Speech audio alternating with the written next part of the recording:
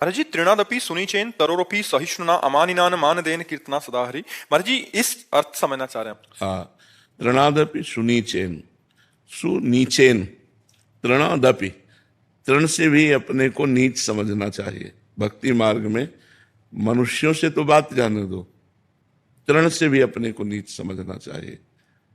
तृण में भी है कि पैर रख दो तो दब जाएगा और हटा दो तो उठ जाएगा। हमको उससे भी नीचा बनना है कि अगर हमें दबा दे तो हम दबे ही रहें। अपने को सबसे छोटा, सृष्टि में बीच वाला फंसता है, या तो सबसे बड़ा बनो। तो सबसे बड़े कौन है? ब्रह्म। या तो अहम ब्रह्मास्मि ज्ञान मार्ग में आओ, सबसे बड़े, सब इतने बड़े बनो कि पूरी सृष्टि को अपने में समेट लो, पूरी सृष्टि को अपने मैं में स्थित कर लो। मैं ही पूरी सृष्टि बना हुआ हूं। तो ये ज्ञान मार्ग का हो गया। और या इतने छोटे बनो कि सबसे छोटे बन जाओ, तो भी माया से मुक्त हो सकते हो। नहीं, जो बीच वाला है ये माया के बंधन में ही बंधता है। तो तृणादपि सुनीचेन, अपने को तृण से भी नीच समझे। पर बड़ी कठिन बात है, ये बड़ी कठिन बात है। तृण से भी अपने को नीच समझना है, बहुत कठिन बात है, बहुत कठिन बात है। जैसे कोई प्रवचन में अपने को कहते हैं हम लोग कि हम बड़े अधम हैं, बड़े नीच हैं, पर भगवान की कृपा है, हम लोग भी कहते हैं। ये बात तो अच्छा लगा जब हम कह रहे हैं, लेकिन एक बात आकर के सामने खड़ा होके कहे, फिर मुझे अच्छा लगे, फिर मुझे अच्छा लगे कि ये बात तो मैं भी कह रहा था, आज तुम गवाही दे दिए, बहुत अच्छी बात रही। भगवान की बड़ी कृपा है। भगवान देखो, आज साक्षी मिल गया, आज गवाही मिल गया कि मैं नीच हूं, मैं अधम हूं, हम पर अब कृपा करो। पर ऐसा भाव नहीं आएगा, जलन पैदा हो जाएगी, नहीं हो जाएगी? समझ रहे? वही बात हम कह रहे थे। दैन्यता दिखाने के लिए, भक्ति की जो दैन्यता है, मैं बड़ा अधम हूं, मैं तो नीच हूं, पतित हूं, जो भी है भगवान की कृपा है, नहीं तो मेरे में कुछ नहीं है। बस सेम सब सामने आके बोले सभा में, और वही वचन सुनकर मुझे आनंद हो कि ये तो मैं भी कह रहा था, प्रभु आज गवाही मिल गया, आप कृपा कर दो। तो ये बात बड़ी कठिन है, नहीं कठिन है? तृणादपि सुनीचेन होना बहुत कठिन बात है। इसे कह लेते हैं हम लोग, लेकिन ये बहुत कठिन बात है। तृणादपि सुनीचेन, ये महापुरुषों में पाया गया। श्री रंगनाथ जी के आचार्य थे, तो वृंदावन में विराजमान थे। तो एक काश्मीरी विद्वान जो उनकी महिमा सुने तो आए, तो संस्कृत में नवीन श्लोकों की रचना करके उनकी स्तुति की। जो रंगनाथ जी के आचार्य थे उनके, वो उठे और चुपचाप चले गए, रंगनाथ जी के अंदर बैठ गए जाकर। उनको अपनी स्तुति भक्त को रुचिती नहीं है, उनको बड़ा बुरा लगा। जो कश्मीर से पंडित आए थे, क्या हमने तो सोचा था इनकी स्तुति करेंगे, ये कुछ भेंट आदि देंगे, और ये तो बिल्कुल नाराज होके चले गए। तो रुके वो भी वृंदावन। दूसरे दिन वो जो रंगनाथ जी के आचार्य थे, वो हे नाथ पापो हम पाप कर्मा हम, जब स्तुति कर रहे थे, तो बगल से निकले और रंगनाथ जी के मंदिर के सामने खड़े होकर के नवीन श्लोक के द्वारा कि प्रभु ये ठीक कह रहा है, पापी है, ये पतित है, ऐसा। वो तुरंत रंगनाथ जी के लाखों का हार उतारे और दे दिए। समझ में नहीं आया कि है क्या ये चीज। जब स्तुति की तो उठ के मंदिर में चले गए, और जब उनको कट वचन कहा, अब वो जब चले गए तब रो रो के कहने लगे, प्रभु देखो ये ब्राह्मण है, आप ब्राह्मण वाक्यों को सत्य मानते हैं, तो प्रभु ये सत्य बोल गया कि मैं नीच हूं, मैं पापी हूं, अब तो हम पर कृपा कर दो। और रोने लगे, भाव में आ गए। ये है तृणादपि सुनीचेन। अपने को कहीं कुछ मान लेना तृणादपि सुनीचेन नहीं होगा। सन्यासी हैं, गृहस्थ हैं, जो भी कुछ मान लेना तृणादपि सुनीचेन। तृण से नीच क्या हो?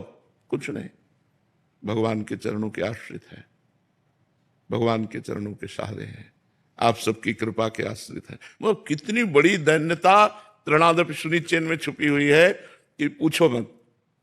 महाप्रभु चैतन्य देव जी जगन्नाथ जी के दर्शन कर रहे थे, तो एक माई वो दर्शन में, उसको तो महाप्रभु के ऐसे चढ़ करके भीड़ में तो ऐसे दबा, तो भक्तों ने रोका, वो दर्शन कर। महाप्रभु ने कहा कि इसके तो चरण छूने लायक है, कितनी व्याकुलता है जगन्नाथ जी के दर्शन के लिए, इसको कुछ नहीं दिखाई दे रहा। महाप्रभु को निषेध था, स्त्री स्पर्श संन्यास में थे ना, तो धर्म, तो सब भक्तों ने उसको डांटा, महाप्रभु को डांटा, इसका तो चरणामृत लेना चाहिए, क्योंकि ये जगन्नाथ जी के दर्शन के लिए कितनी व्याकुल है, और वो हमारे ऊपर चरण रख करके दर्शन करना चाहे, ये तो कृपा है। तो मतलब प्रतिकूलता में कृपा देखना, अपमान में भगवान का दुलार देखना, निंदा में वास्तविक को वैसे ही अपने को समझना, ये तृणादपि सुनिचेन। कितना महान भक्त होगा जब तृणादपि सुनिचेन हो जाएगा। ये बात कहने की सहज में है, लेकिन जीवन में उतारने की सहज में नहीं भाई, बहुत कठिन है तृणादपि सुनिचेन। अब दूसरी बात आई, तरोर्यु सहिष्णुना, वृक्ष के समान सहनशील हो।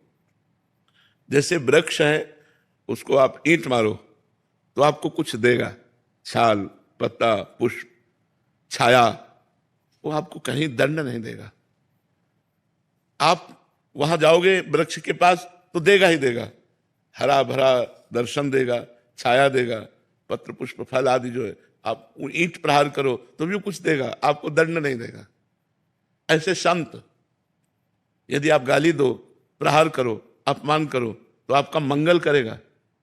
देखो, इसके मूर्तिमान उदाहरण है ठाकुर हरिदास जी, जो चैतन्य महाप्रभु के परिकर में थे, कि भगवान नाम लेने के भाव में काजी ने बादशाह से कहकर दंड दिलवाया, 22 बाजारों में बेंत मार मार करके, कोड़े मार मार करके उनको जान से मार डालना।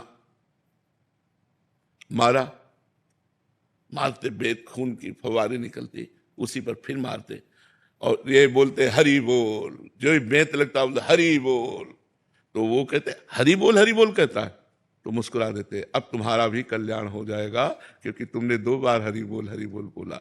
उनको अपनी पीड़ा की फिक्र नहीं है, उनको उनके कल्याण की फिक्र है कि जो मार रहे हैं इनका भी कल्याण हो जाए।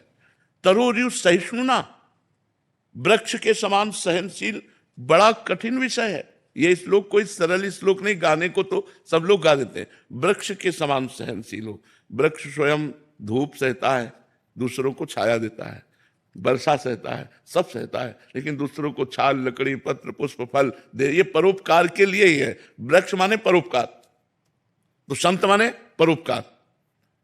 जो भगवान का नाम जप करने वाला है, इतना सहनशील कि उस पर अपकार किया जा रहा है, अपमान किया जा रहा है, निंदा की जा रही, और वो उसका मंगल मना रहा। करत जे अनुसहन निंदक, तीनों पे अनुग्रह कियो, जाओ तुम्हारा मंगल हो, कभी तुम्हारा अमंगल ना हो। जो उसे मार रहे हैं, जो उसे कष्ट दे रहे हैं, तरोर्यु सहिष्णुना, अमानिना मान देना, अपने में कभी मान की भावना ना रखे, अपने को अमानी समझे, क्योंकि तृणादपि सुनिचेन है ना, तो अपने को अमानी समझे।